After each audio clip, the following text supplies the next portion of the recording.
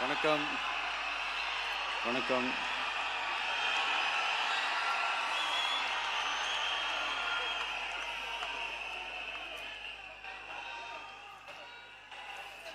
என்ன சொல்றது, எப்படி ஆரம்பிக்கிறதுன்னு தெரியல.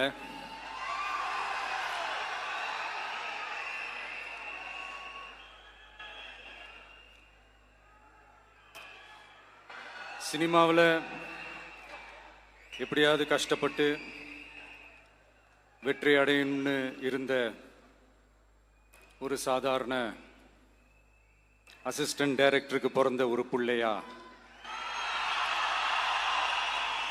எனக்கும் வாழ்க்கையில் வறுமைனா என்னன்னு எனக்கு நல்லாவே தெரியும், பசினா என்னன்னு எனக்கு நல்லாவே தெரியும். நான் ஒன்றும் பெரிய மன்னர் பரம்பரையிலிருந்துலாம் வந்துடல. உங்களை மாதிரி தான், உங்களில் ஒருத்த மாதிரி தான், உங்கள் குடும்பத்தில் ஒருத்த மாதிரி தான், உங்கள் புள்ள மாதிரி தான், உங்கள் மகன் மாதிரி தான், உங்கள் அண்ணன் மாதிரி தான், உங்கள் தம்பி மாதிரி தான்.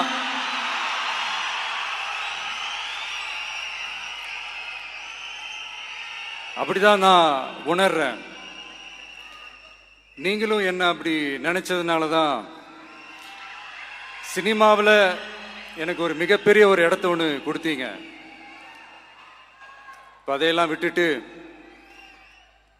உங்களுக்காக நன்றி கடன் செலுத்துறதுக்காக அரசியலுக்கு வந்த உங்க விஜய, இந்த விஜய, நீ வா விஜய், நாங்களா இருக்கோம், பாத்துக்கிறோம். விஜய் தம்பி நீ வா, நாங்க இருக்கோம். விஜி தம்பி நீ வா, நாங்க இருக்கோம். அண்ணா நீ வாடா, நாங்களா இருக்கோம். நண்பா நீ வா நண்பா, நாங்களா இருக்கோம் சொல்லி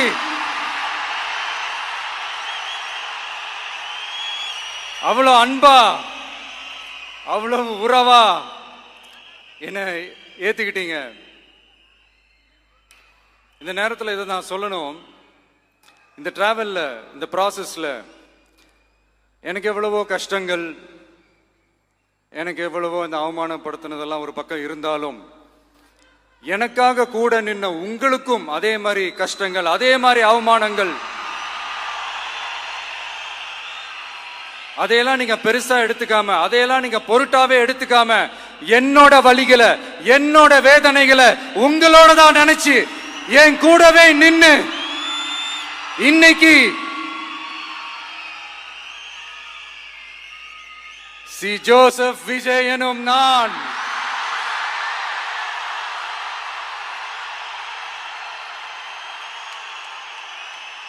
அதை உண்மையாக்கி இருக்கிறீங்க.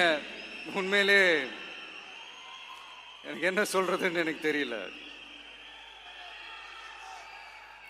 என்னுடைய உறவுகளே, என்னுடைய சொந்தங்களே,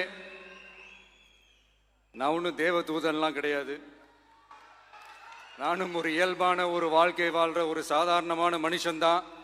நான் முன்னாடியே சொன்ன மாதிரி அது செய்வேன் இது செய்வேன்னு பொய்யான வாக்குறுதிகள்லாம் கொடுத்தவங்கள நான் ஏமாத்த மாட்டேன்.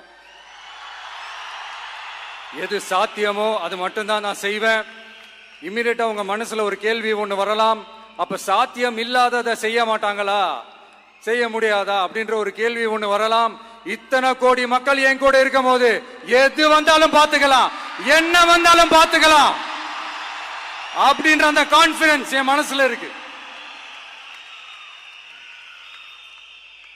இன்னொரு விஷயமும் நான் இங்க சொல்லணும். இன்னைக்கு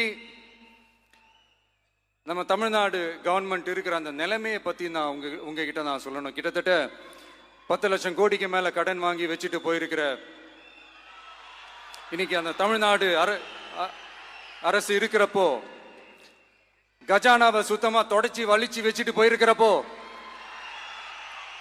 தூக்க முடியாத சுமையை ஏத்தி வச்சுட்டு போயிருக்கிறப்போ,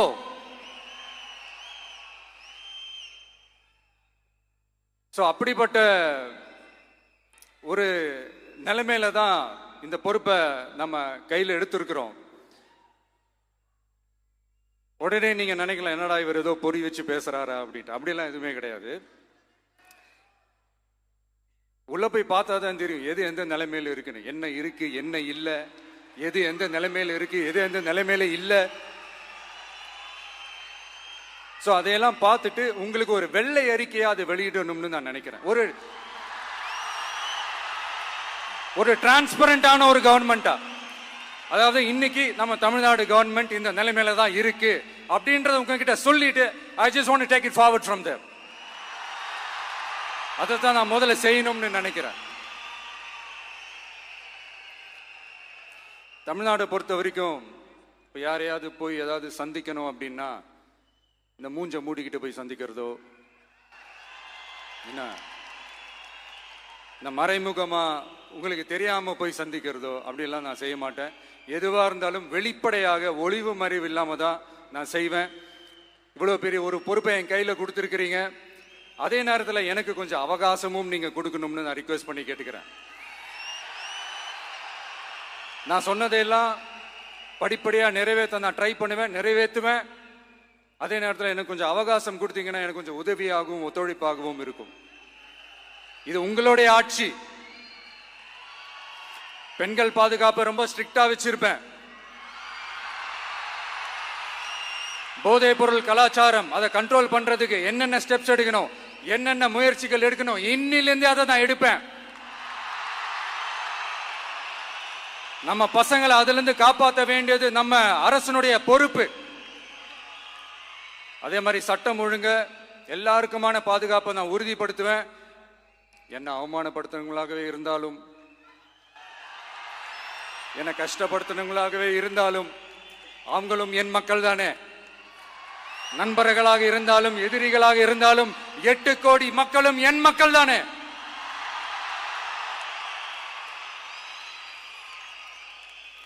அது மாதிரி இந்த அடிப்படை விஷயங்கள், கல்வி, ரேஷன், மருத்துவம், குடிநீர், சாலை வசதி, பஸ் வசதி, இந்த மாதிரி விஷயங்கள்ல தான் என்னுடைய முழு முதல் கவனம் செலுத்தணும்னு எனக்கு தோணுது.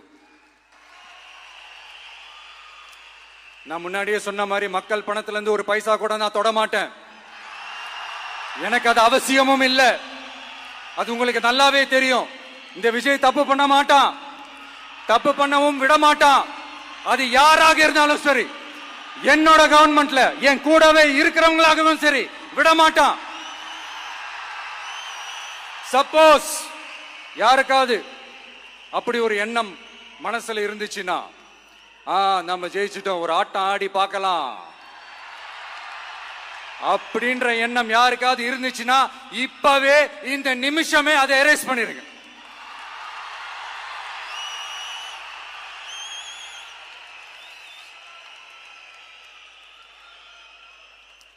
இங்க ஒரே சென்டர் தான், என் தலைமையில் உண்டான சென்டர். இந்த பக்கம் ஒரு சென்டர், இந்த பக்கம் ஒரு பவர் சென்டர், அங்க ஒரு பவர் சென்டர், அதெல்லாம் கிடையவே கிடையாது. இப்பவே சொல்லிடுறேன்.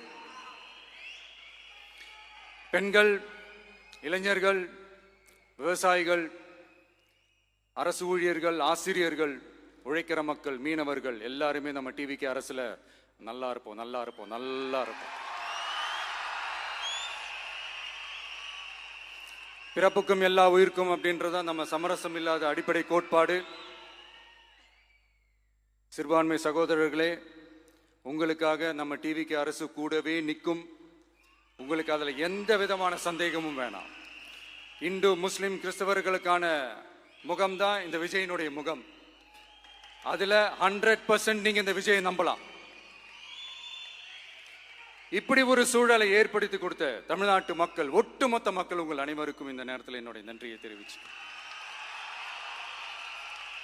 இன்னொருத்தவங்களுக்கும் முக்கியமா நான் நன்றி சொல்லணும். அது இந்த விஜய் மாமாவோட குட்டி நண்பா, நண்பி.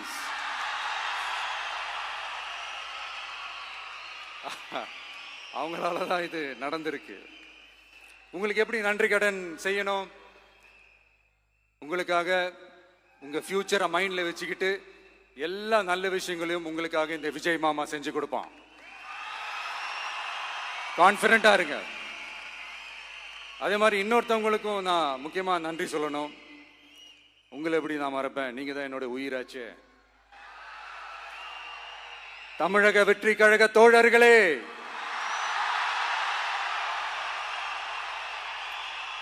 உண்மையில சொல்லனா நீங்க இல்லைன்னா எதுவுமே இல்லை.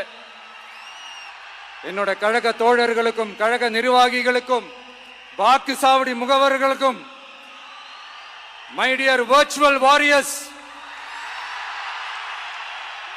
உங்கள் அனைவருக்கும் கோடான கோடி நன்றிகள். வாங்க எல்லாருமா சேர்ந்து ஒரு ஃப்ரெஷ் கவர்னன்ஸ், ஒரு நியூ கவர்னன்ஸ் ஒன்று கொடுப்போம். This is a new beginning.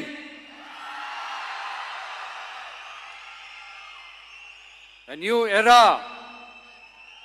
of a real secular social justice starts now.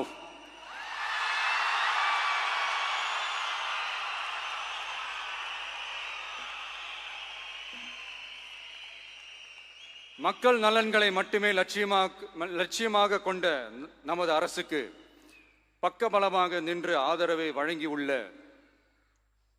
Congress பேரியக்கத்தின் தலைவர் மதிப்புக்குரிய திரு மல்லிகார்ஜுன் கார்கே அவர்களே,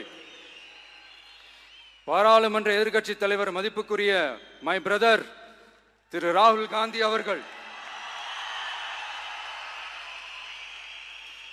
காங்கிரஸ் கட்சியின் பொதுச் செயலாளர் மதிப்புக்குரிய திரு கே.சி. வேணுகோபால் அவர்கள், தமிழ்நாடு காங்கிரஸ் தலைவர் மதிப்புக்குரிய திரு செல்வ பெருந்தகை அவர்கள், என்னுடைய நண்பர் பிரவீன் சக்கரவர்த்தி அவர்கள், சிபிஐஎம் கட்சியின் தேசிய பொதுச் செயலாளர் மதிப்புக்குரிய தோழர் திரு M.A. பேபி அவர்கள்,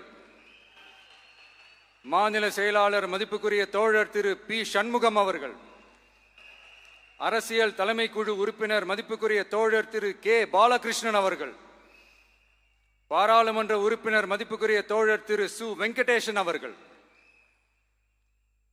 நமது அரசுக்கு ஆதரவு வழங்கியுள்ள விடுதலை சிறுத்தைகள் தலைவர் மதிப்பிற்குரிய அண்ணன் திரு திருமாவளவன் MP அவர்கள், நாடாளுமன்ற உறுப்பினர் மதிப்புக்குரிய திரு ரவிக்குமார் அவர்கள், சட்டமன்ற குழு தலைவர் மதிப்பிற்குரிய திரு வன்னி அரசு அவர்கள், சிபிஐ கட்சியின் தேசிய பொதுச் செயலாளர் மதிப்புக்குரிய தோழர் திரு டி. ராஜா அவர்கள், மாநில செயலாளர் மதிப்புக்குரிய தோழர் திரு M. வீரபாண்டியன் அவர்கள், முன்னாள் தமிழ்நாடு மாநில செயலாளர் மதிப்புக்குரிய தோழர் திரு ரா.